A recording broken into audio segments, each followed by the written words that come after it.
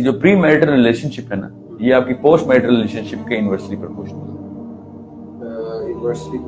कि अगर आपका बड़ा अच्छा अफेयर चल रहा है ना, तो शादी उतनी तबाह होगी आपकी, क्योंकि आपने जो डोपामिन सेंटर डायलेट कर दिए ना पहले से ही, वो शादी के बाद इतनी डोपामिन प्रोड्यूस नहीं कर सकते. You will have to understand that as soon as you get married to your girlfriend, your dopamine center will get that dopamine which you required. Now you will not get that girlfriend anymore because you already have it.